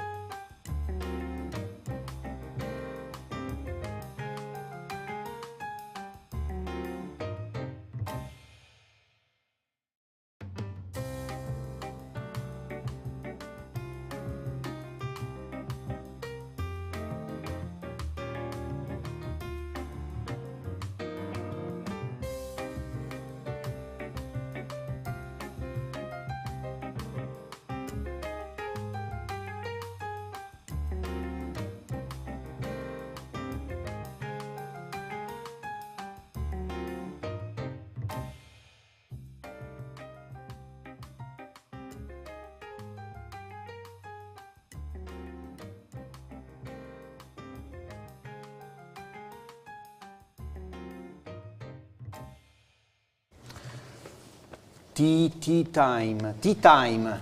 Here we go. It's not tea time today. It's beer time. Hello, Sarah. Hello, Mark. Thanks for having me. It's the day of the Marcos. The marks. The National Day of the Marks. The marks. On your marks, ready, set, go. Tea time. Tea time. Are you happy with the release? We are really satisfied with the release, actually. Good stuff. You Yeah. nervous? No, right now, no. Okay. 10 minutes ago, yes. Okay. No. Everything was fine. We also have seen a positive review from around the internet, and we are really happy about that. To Good be stuff. honest. Good stuff. I mean, we're looking forward to seeing the reviews from the players as well. I guess that's important. We are looking at going to sort of. I don't know if you've mentioned this because I sort of was in calls and stuff whilst you guys were doing the first part of the live show, but we're looking at a long-term lifespan for this game with lots of stuff coming out in the future. But the base game is huge, and I was mentioning to Mark upstairs before. We've got a huge game. It's like there's 3 campaigns, there's skirmish, there's multiplayer, there's a lot to do with the game. So you can be playing Headquarters for hours and hours and hours and don't run out of stuff to do. No, definitely, Marco, and I think also that game is really interesting for a tactics point of view. As we said, that's why we want to focus this live on the tactic parts. So just to make it more challenge and also really interactive with the players and with our community. The game is really fast, let's say, vast, and it's enormous. We are really happy. Yeah. We say that. We have a special guest. Alexander. Where is Alexander? Hi, Alexander. Hello, everyone. Hi. Are you Ciao. happy? Are you nervous? Are you scared? Yeah, well, first of all, I'm extremely excited. Can you hear me well? Yeah. Okay, so first of all, I'm extremely excited about the release. Of course, I am, and probably the entire dev team is very nervous because, it's always like that with the release, but we are really hopeful and we are really looking forward to seeing players' reactions. So, basically, it would be a very exciting and interesting weekend for us, I guess. And I hope for the players as well. I think what I was saying is, because the game is so big, there's campaigns, there's skirmish, there's multiplayer, there's all sorts of different things you can do with the game. If someone just bought the game, where, of course, other than the tutorial, where do you suggest they start from? What's the best thing to start from? At the tutorial? Yes, well, after you finish that? Of course, after you finish that, of course, I would first suggest to play through campaigns, at least complete one campaign, because you can play any of the 3 because they are all basically balanced for enjoyable experience from the start. So they are not going in any order. You can play them in any order you like. So if you want to play as Germans or as United States or as United Kingdom, basically it's up to you, whatever you like the most, whatever you are most interested in. So play any of the campaigns and you can go play all 3, of course, but after you've played one campaign at least, you would already sort of learn most of the mechanics, better understand the game, and that's when you can start looking at skirmish or multiplayer. You can call your friends and play with them, and maybe surprise them with a couple of tactical moves you've learned while you were playing the campaign. So I would just gradually ease into the game, play some single player content first, and then think about doing something with random map generation or with editor, or just play multiplayer with friends. And actually we've just been recently testing remote play together, so you could actually share the game on your computer with friends and play hot seat, but remotely. Or there could be some other players watching you play, for example, or you could play against each other, but you would see each other moves because it's like one screen, basically one PC. So, but you can do that. So there are a lot of possibilities of how to play, and there is up to 4 players multiplayer. So you can play like 4 players. You can play 2 teams, like 2 versus 2 and stuff like that. I think that one of the, of course, first thing you learn from doing this job is that people tend to review the game on the back of their first half hour of experience of the game, because that's what they deliver. And so, what did you do to make this first half an hour of gameplay, cool and nice, so that people, sort of are into the game straight on? Yeah, well, first of all, we tried to make first several battles in each campaign. We didn't do them like too simple, so they are not tutorial. Like tutorial is a separate thing. So if you want to learn the basics, I suggest to start with the tutorial. But if you decide to play campaign, it's like not too complex, but it's also not like super easy. But we wanted to give players, to feel the game, to understand how everything's working. So I would say first few battles are more forgiving, but they are not tutorial battles or not something. They are real missions, real battles. So we were hoping that players would jump in and try their best to win the first scenarios and grow their understanding of the game, and then the complexity of the campaign would also be growing with them, basically. Yeah. One of the other things that we were discussing earlier is that there's a lot of differences in the campaign from a play style perspective if you choose one of different factions. What would you suggest in that respect? In terms of play style and what you like and what fits best with the different players. Yeah, it also depends on the historical background. So, for example, the British campaign starts with like paratroopers like landing on gliders in the enemy rear like at night. So it's like almost like a stealth mission or something. So you have only light infantry, like you have some heavy weapons, but you don't have tanks, and everything. So the first mission for Britain is more like a stealth approach, something like that. So you need to capture the bridges and hold them until your troops break through. And basically for German or for United States, it's more massive. So as United States, you land on Omaha Beach, and of course it's mostly infantry battle, but they managed to land a couple of Sherman tanks as well. So you still have some armor with you. And in a German campaign, you start already with all sorts of combat vehicles and everything, and you're trying to, throw the allies back into the sea. So it really depends on your starting position is quite different, and then you should also adjust your tactics. So there are different officer skills you can learn between battles. There are different units available to every country, so you need to customize your skills and your units to fit the campaign and fit the gameplay. Because later on, Germans are more on the retreat and they are sort of in a tough spot, but they have quite powerful armored units. And then allies, they are maybe better equipped in terms of artillery and other troops. So, it's interesting to see what you would utilize as each country to succeed and to complete all the operations. Cool.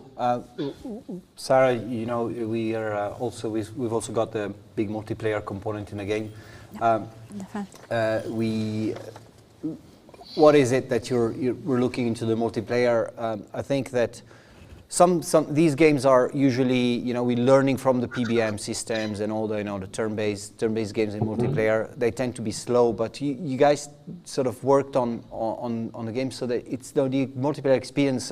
From my perspective as well, it's a much more fast-paced than many of other turn-based games. How did you strike that balance and just to make it more exciting about multiplayer battles?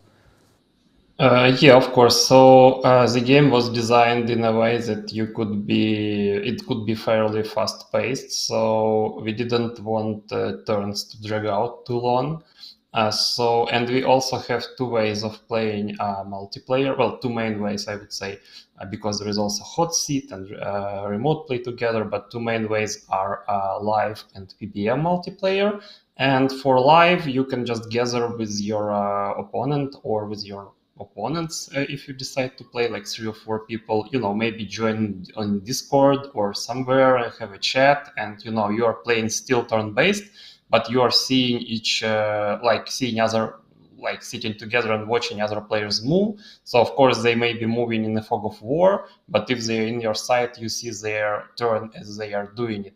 Whilst in play by mail, it's more convenient if you have short time spans to play. So you came from work, made a turn, send it to other players, then grab the dinner, came back, made another turn. So, maybe if you're really busy, but you want to squeeze in a few turns a day, between your work and family and all else. So that could be really convenient. But if you have like a couple of hours to sit down and play in one go, then live could be much more exciting because you get to play like in one go and you can discuss it as you play with other players. So it could be much more interesting and exciting for players and for streamers, and for everyone out there. Twitch, yeah, definitely. But I also I like both. Like, let's say I have like free Sunday and I could sit down and play a couple of live games, and that's really cool. And let's say I want to do some tournament or some play-by-mail games that go over some period of time.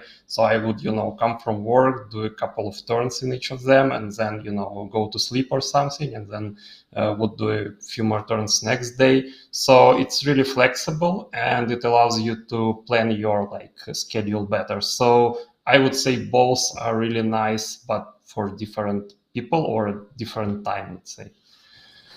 So, Alexander, I think this is not your first game you release. You've got some experience in releasing games. So, your next week or so will be spent looking at game reviews from players and feedback and gauging what is going to be next in terms of workload and such.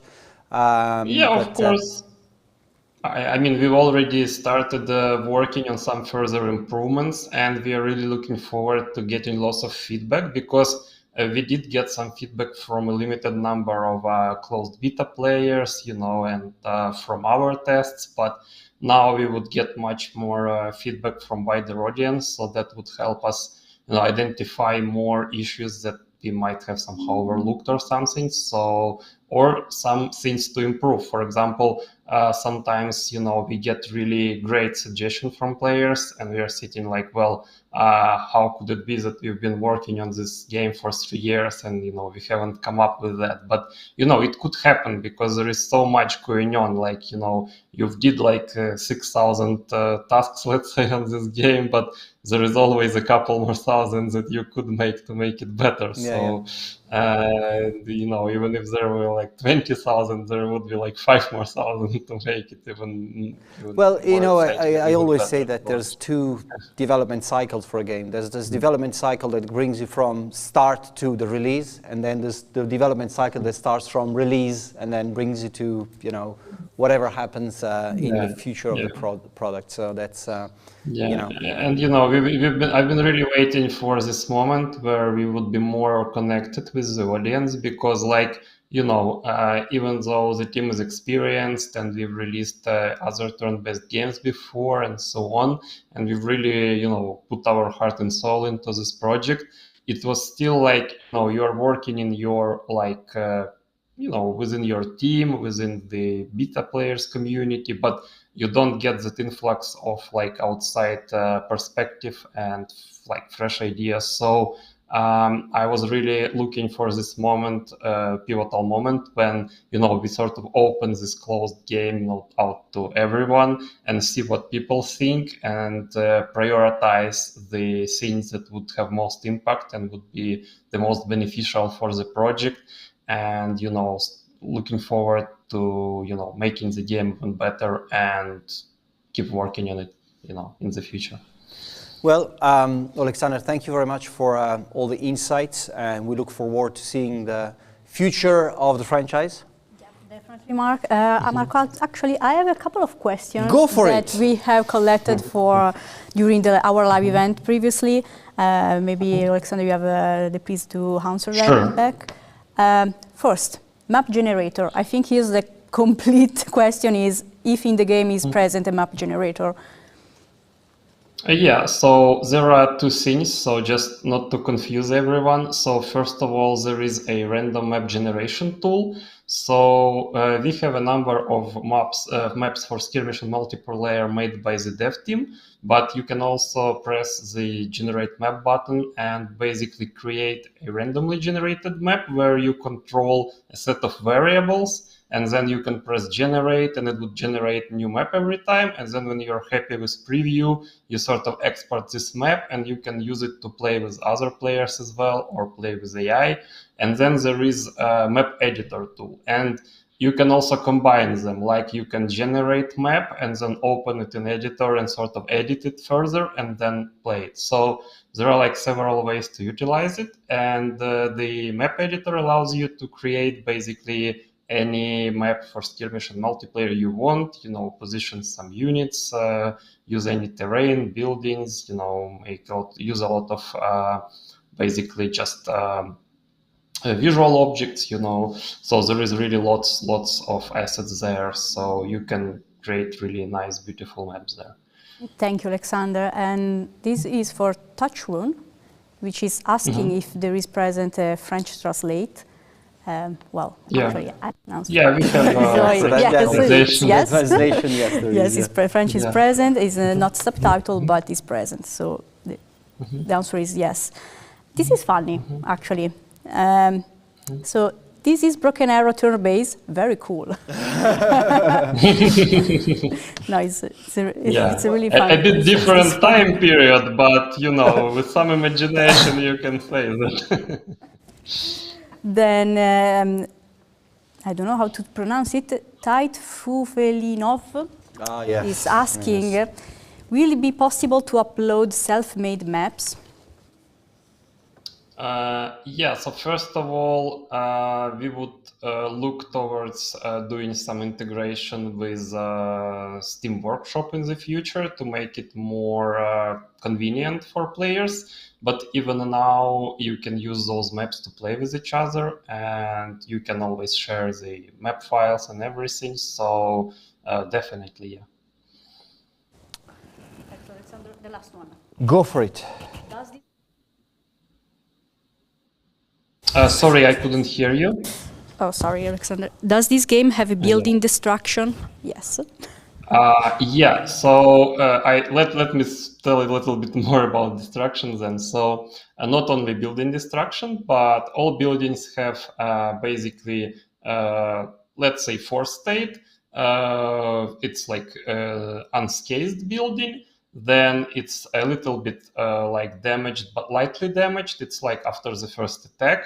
Then it's like damaged when it's sort of half destroyed, and fully destroyed building where is like a pile of rubble there. So by destroying buildings, you change the bonuses they give, and also destroyed buildings no longer block line of fire, so you could demolish a building and sort of shot over it. So there are a lot of tactical capabilities there. And infantry can hide even in the rubble, but it's less effective, so they'd better move to another building or something. And there are also a lot of like walls, other things in the game. They can block your path, and you can run it over with tanks and destroy it. And there are a lot of like visual objects, like like tables, cups, barrels, whatever, and you can sort of run that over, destroy it with artillery or whatever. So there are a lot of destructible objects in the game, but key gameplay ones are things like buildings, walls, things like that. Thanks, Alexander. It was the last question, and let me just thank you and your team for this effort for the game. Thank you so much, and I really hope that our community will enjoy the game. We'll let you go and refresh the Steam page every 5 minutes to check out what's happening. Yeah, well, that's how I'm going to spend my weekend, and I'll be reading people's, feedback and comments in between those 5 minutes. So I know the feeling. Yeah. Thank you, Alexander. Thank you, Alexander. Yeah. Keep in touch. Thanks. Goodbye, everyone. Right. Gosh, we've got so much to talk about now. Yes. Anyone who's interested, and if this piqued your interest, we hope you go and buy the game. There's a 10% discount for the first week on Steam, and many other websites, third-party stores and such are running special promos. So go for it and make us proud of the community and give us a lot of feedback. Because we know that this is how we sort of improve the games and make sure that this is improving over time. One of the things about Headquarters, again, and I say it again, it's a long-term franchise for us. It's something that we want to invest over time. So your feedback now is important for the future of the game, including all DLCs and new features and free content and all that kind of stuff. So make sure that you sort of contribute as much as you can for the future of the game. And play lots of multiplayer games because we need your feedback. And it's going to be around for challenges from the community. Other subjects, completely different topics now. Of course, this is tea time. I haven't seen you for quite a while, so this is tea time audience. I guess that there's a lot of different subjects to cover on top of the launch of Headquarters World War II. Of course, it's release day. It's Thursday. That's the release day of Headquarters. But there's a lot of other stuff that's happened in the meantime, or that will happen in the near future. So I'm going to take these few minutes to guide you through some more releases and information, and I promise no spoilers for the moment. I was actually going to say to Alexander, can you tell us a bit more about what you're working next? And I realized, no, I can't. He can't say anything about that. So was it tricky? Yeah, it was. I didn't want to put him in the spotlight and say, okay, you can't. Well, I've asked a question, so now you have to answer. But no, Alexander is not working on Field of Glory Napoleonic. Okay, so first thing, Distant Worlds 2. We've just released a big update on Distant Worlds. It's called the Game Faction Update. And yeah, this is an update, is a completely free update. It's need to balance the race into the game since there was the recent release of the 2 DLC. So try to rebalance all, let's say, the equilibrium with the base game. And can I make a spoiler? Oh gosh, well, I don't know what are you going to say. We have a big plan for Distant Worlds 2, so... Yeah, there's a lot of stuff happening this year on Distant Worlds 2. I know, you can't say anything. No, I can't. I'm the spoiler guy. I should be saying stuff. There are big stuff. Big stuff will coming. I've seen a comment about spoiling that the Imperial Guard are coming to Battle Sector, but that's not something I can spoil. So unfortunately, that's not something you will be told today. Stargate, you can go on. There's actually a promotion on Stargate as we speak. I think there's a 10% discount. But also, we started publishing a series of written diaries about stealth tactics and such. The Stargate is of course this is one of the big failures we had this year, where basically we launched Stargate after doing all the previews and all that kind of stuff, and, talking about how good of a great a stealth game it was, and a lot of people reviewing the game saying, oh, this is a stealth game, I don't like it. Well, we've been telling you it's a stealth game for a long time, but anyway, we didn't take it as a negative. We wanted to keep pushing in this. So we're starting this series of in-depth sort of writings about how's best to face the stealth tactics in the game, called the Stealth Talks, made by the developers, giving advice on how to best play the game. give it a go on Steam. You'll find the articles on the discussion board. That's there. Also, we have announced that we're going to be present at next WASD show with Starship Troopers. WASD is a premier consumer event in London. It's happening in April every year. We went to last year's show as well. We went to also the October edition, September edition as well. This is going to be solely focused on Starship Troopers. We are going to have, I think, 8 different pods with computers where you can play the game. There will be a focus on the challenge missions, so you'll be able to win awards if you actually complete the objectives of the challenge missions there. And we're also going to let people play the game randomly. So if you like Starship Troopers, if you're around in London for WSD, join us there. The team will be happy to find a chair for you.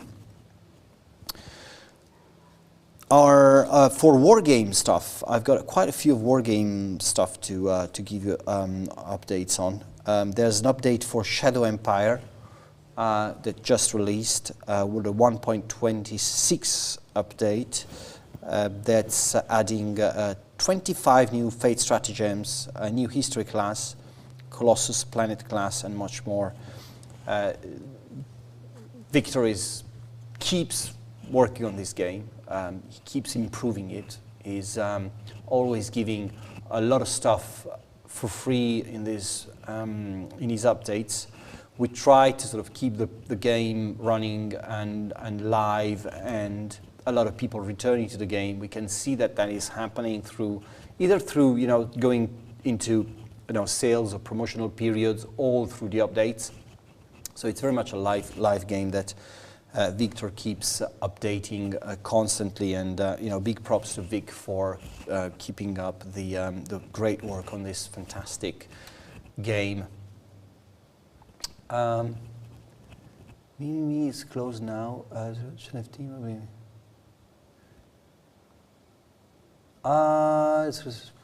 Well, yeah. I mean, in terms of this is an interesting take. Thanks, Sargent, for raising it. I did miss it, but when we started Stargate, the idea was really to make that type of game, but with the Stargate angle. And so, if you compare the games with the mini games, which are massively successful. The difference there was very much like, Stargate is a game about, puzzles and finding ways to, unveil a story and bond with the characters. So there's a lot of differences between Stargate and how Stargate has been, designed and the Mimi games. And in general, yes, that was the idea. Of course, Mimi games proved that this is a tough genre because they were the masters of the genre, the absolute best developers for this genre, and they had to sort of, shut down after the release of Shadow Gambit. But I don't think that in general this is sort of a proof of a genre not working. I think it's really about finding the right angle, and I think that there were a number of missed opportunities. And also a number of sort of things that went wrong, and not always. It's not always that stuff goes absolutely right for launching games. We've been around for a long time, so we know that it's not always going right.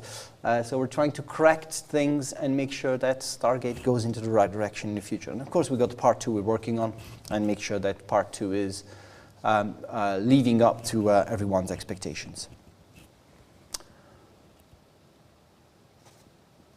I'm looking at the chat now, and but I don't think every time I look at the chat, there's somebody talking about Napoleon. It's just weird. I don't know why. Insider, we have a new article on the Insider. This is number 3 of the Armory Insider articles. The next one is this one is about the American howitzer fame. It's like World War II focused. I think this and the next one are going to be World War II focused. So give it a look. I mean, again, Liam's putting a lot of effort into writing these articles. It's a great piece of content because it sort of talks about a specific subject in the, of course, armory department, but using our games to sort of depict how it's used and such. It's a great type of content that Liam's working on, and just give it the right attention it deserves. Tournaments, do we have a list, like a screen of the tournaments? That'd be great to show what tournaments are live right now. So there's quite a lot of ongoing tournaments right now. We have basically a tournament for every game live, except for Field of Glory, which is coming very, very shortly now. We have Panzer Corps, Flashpoint, Battle Sector, and of course we have the Combat Mission Invitational tournaments. Round 2 is about to begin on the Invitational for Shock Force 2. And there's going to be a special scenario we're working on, where the players will be working towards is. It's called Into the Valley. There's a nice video from Usually Helpless about this scenario and the tournament itself. So make sure to check it out. Overall, this is the current rankings after round 1. We are sort of focusing a lot on the Combat Mission Invitational because it's a culmination of a long combat mission series of tournaments, and the players need a lot of attention because they've been great following up and making sure that the combat mission community was alive and kicking. So check it out because it's really interesting to see what's happening there. We're going to try and stream a lot more of these as we go. Guessing next Strategic Command tournament will come at Pacific. Fist Leader, I don't know actually. There's talks about new tournaments for other Strategic Command games right now. It's all about setting them up. The problem we have is, of course, that Strategic Command tournaments are very long, so we don't want to sort of fall into the release of Pacific, but that's definitely, I mean, if we get enough attention and interest towards that, we can definitely look at doing more Strategic Command tournaments as well.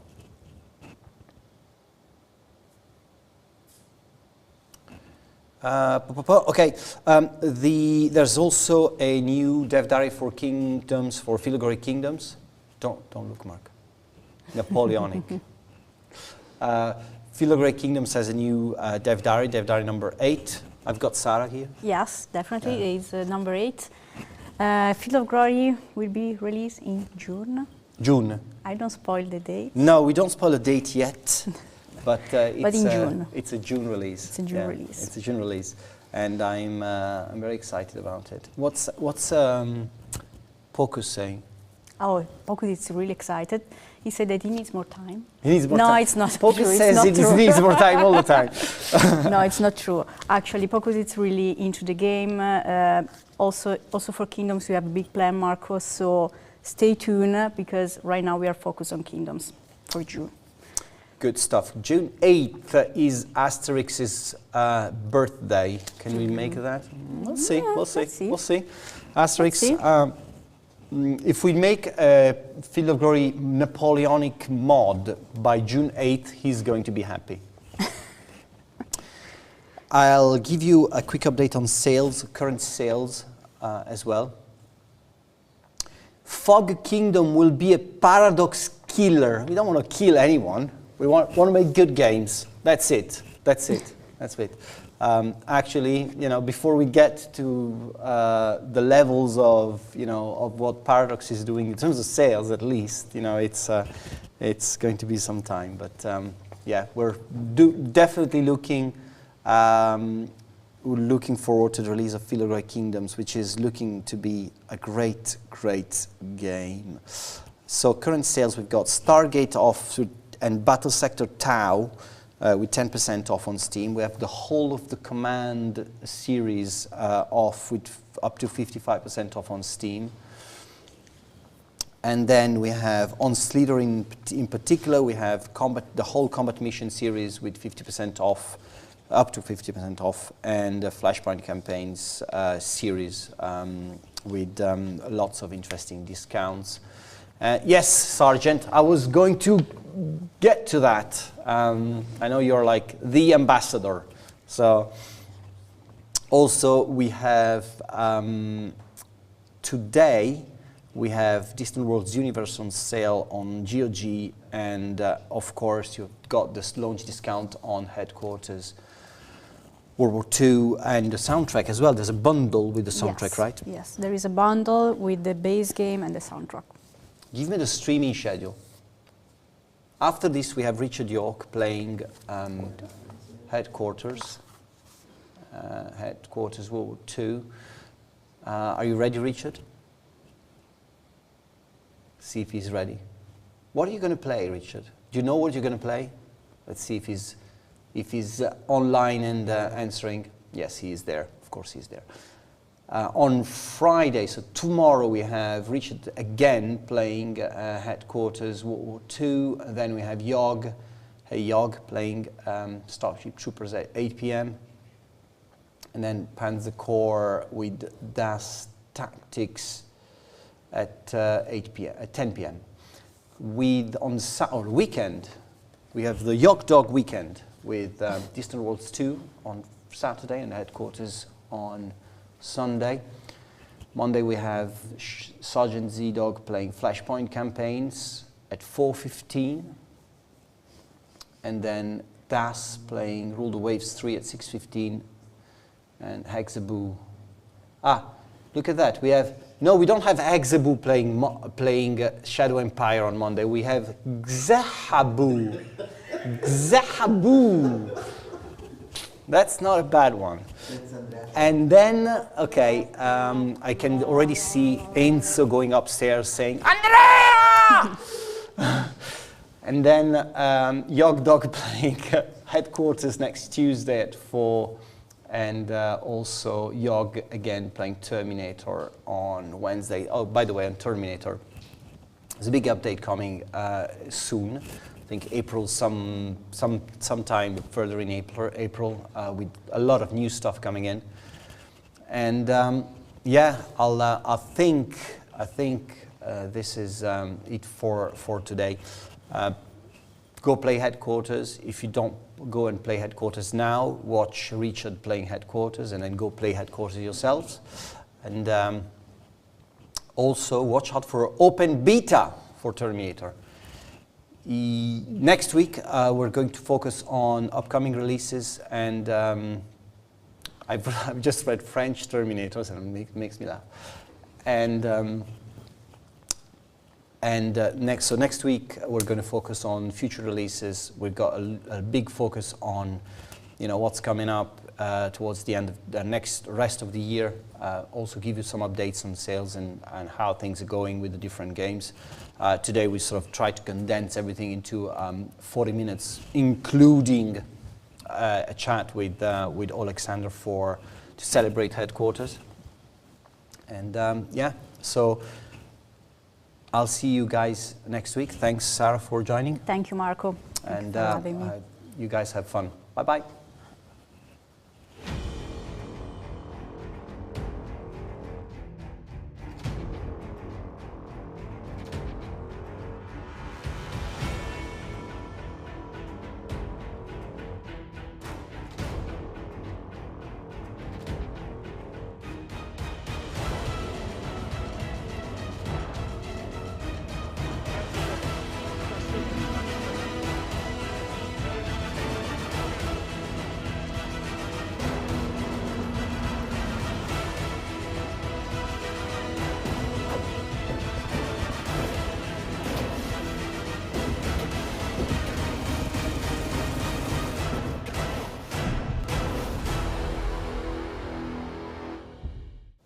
Now, if you wondered what was sitting here, the miniatures here, we had this thing just about half an hour before the live show today was, what do we put on a table? And Paolo,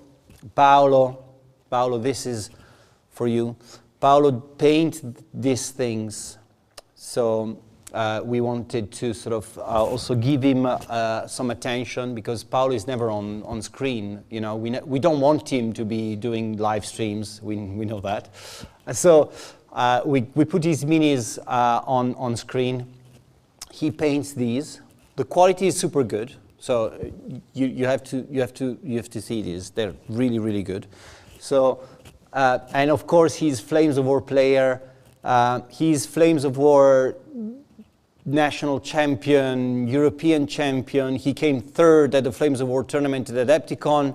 So bravo, Paolo. Thank you for painting this for us. And if you want custom orders from Paolo, he paints from 2 o'clock in the morning to 4 o'clock in the morning every day. He's very expensive, but you can get some minis painted if you want. So orders coming right to me so that I can manage Paolo's time. These are for Paolo. So thanks, and have fun with Richard York. Bye-bye.